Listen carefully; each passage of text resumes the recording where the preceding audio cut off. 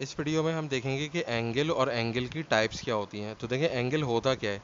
Angle ये होता है कि अगर दो लाइंस जो है वो एक पॉइंट पर मीट करती हैं, जैसे एक लाइन है ए बी और दूसरी लाइन है सी बी, तो ये दोनों लाइनें बी पॉइंट के ऊपर मीट कर रही हैं, तो यहाँ पर हमारा एंगल फॉर्म होता है।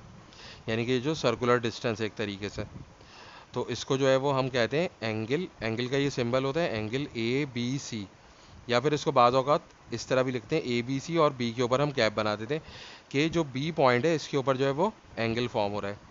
और ये जो पॉइंट बी होता है इसको हम क्या कहते हैं, बी क्या है हमारा, वर्टेक्स है।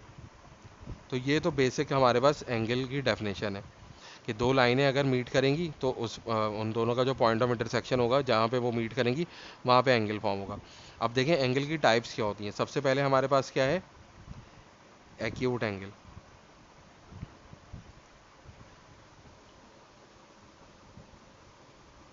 तो देखिए एक्यूट एंगल क्या होता है, ऐसा एंगल जो लेस देन 90 डिग्री हो, तो उसको हम एक्यूट एंगल कहते हैं। यानी कि इस तरह का जो एंगल है, जैसे फॉर एग्जांपल ये 40 डिग्री का एंगल है, तो 40 डिग्री का अगर एंगल बन रहा होगा तो ये क्या है, ये एक्यूट एंगल है क्योंकि ये लेस देन 90 डिग्री है।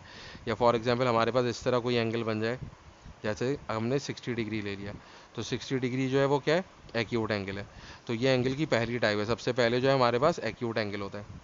उसके बाद हमारे पास जो सेकंड टाइप है एंगल की, वो क्या होता है, राइट एंगल होता है। तो राइट एंगल क्या होता है, वो एंगल जो 90 डिग्री के इक्वल होता है उसको हम राइट एंगल कहते हैं।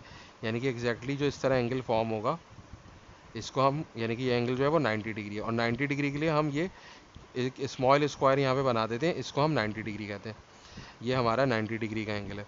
तो पहली टाइप हमारे पास हो गई एक्यूट एंगल, और दूसरी टाइप हो गई राइट एंगल। अब तीसरी टाइप हमारे पास क्या है,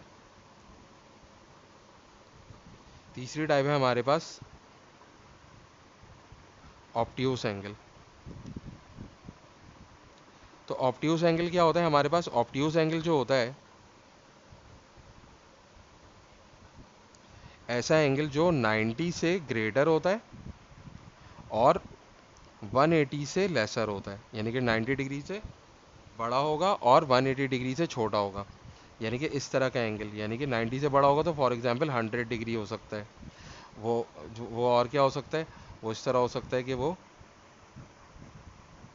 120 डिग्री हो। तो इस तरीके के से ऐसा एंगल जो 90 डिग्री से बड़ा होगा और 180 डिग्री से छोटा होगा उसको हम क्या कहते हैं, ऑप्ट्यूस एंगल कहते हैं।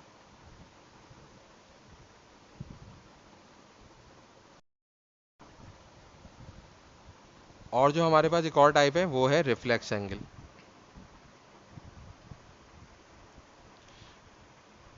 तो रिफ्लेक्स एंगल क्या होता है, ये एंगल, ये जो होता है ये 180 डिग्री से बड़ा होता है और 360 डिग्री से छोटा होता है।